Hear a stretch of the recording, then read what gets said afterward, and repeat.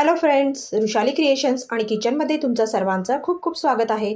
आज मी तुम्हाला साबुदाणा बटाट्याची चकली कशी बनवायची हे दाखवणार आहे। चला तर मग सुरुवात करूया। त्यासाठी मी इथे अर्धा किलो साबुदाणा एका भांड्यामध्ये घालून तो स्वच्छ पाण्याने 2 ते 3 वेळा धुवून घेणार आहे। साबुदाणा खिचडी बनवण्यासाठी जसा आपण साबुदाणा भिजवतो तसा साबुदाणा भिजून घ्यायचा आहे। साबुदाणा हा आदल्या दिवशी रात्रीच भिजत ठेवायचा, त्यामुळे तो छान असा भिजला जातो।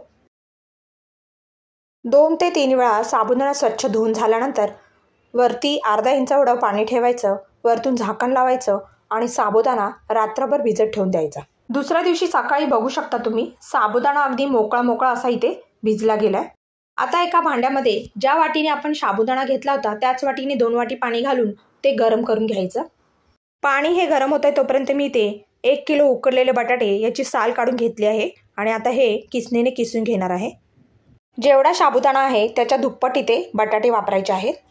आता एक मोठं आणि पसरट भांडं घ्यायचं, त्याच्यामध्ये आपण जे पाणी गरम करून घेतलं होतं त्याच्यामधलं अर्ध पाणी घालून घ्यायचं। चवीनुसार मीठ घालायचं, मी इथे 1.5 चमचे मीठ घातलं आहे। भिजवलेला सर्व साबुदाणा घालून घ्यायचा आणि चमच्याने एकदा छान मिक्स करून घ्यायचं। आता वरतून झाकण ठेवायचं आणि 5 मिनिटासाठी वाफेवरती शिजवून घ्यायचं। 5 मिनिटांनी झाकण काढून बघूयात, एकदा चमच्याने मिक्स करून घेऊयात। लक्षात ठेवा, हे सर्व करत असताना गॅस हा लो टू मीडियम हीटच्या मध्ये ठेवायचा। आता वरतून राहिलेलं पाणी देखील मी घालून घेणार आहे आणि चमच्याने एकदा मिक्स करून घेऊयात। पुन्हा वरतून झाकण ठेवून 10 मिनिटांसाठी शिजवून घेऊयात।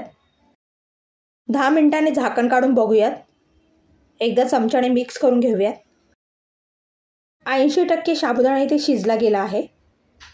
हे मिश्रण मला आणखीन थोडंसं घट्ट वाटलं म्हणून मी अर्धी वाटी गरम करून घेतलेलं पाणी वरतून घालून घेतलं, चमच्याने छान मिक्स करून घेतलं आणि जे किसून घेतलेले बटाटे होते ते घालून घेतले आणि बटाटे आणि साबुदाणा छान एकजीव करून घेतला। आता पुन्हा एकदा वरतून झाकण ठेवून एक 5 ते 7 मिनिटांसाठी शिजवून घेऊयात। झाकण काढून चमच्याने एकदा मिक्स करून घेऊयात।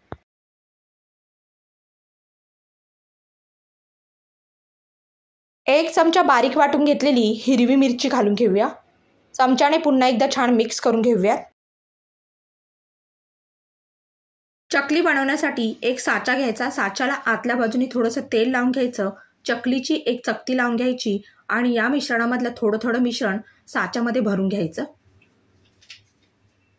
मिश्रण असं दाबून भरून घ्यायचं, वरतून फिरकी लावून घ्यायची आणि गरम आहे तोपर्यंतच याच्या चकल्या करून घ्यायच्या। मी याच्या गोल चकल्या न करता लांब चकल्या पाडून घेतल्या। बघू शकता तुम्ही, सर्व मिश्रणाच्या चकल्या करून झाल्यानंतर 1 दिवस घरामध्ये सुकून घेतल्या, नंतर 2 दिवस कडक उन्हामध्ये छान वाळून घेतल्या। छान कडकडीत अशा वाळल्या गेलेत। त्याच्यातल्या काही चकल्या मी तळून देखील बघितल्या, छान फुलतात देखील आणि चविष्ट देखील झाल्या आहेत। मग या उन्हाळ्यामध्ये तुम्ही ही रेसिपी घरी नक्की ट्राय करून बघा आणि मला कमेंटमध्ये नक्की सांगा कशी झाली होती ते। आणि त्याचबरोबर माझ्या चॅनलला लाईक, सबस्क्राईब आणि शेअर करायला विसरू नका। धन्यवाद।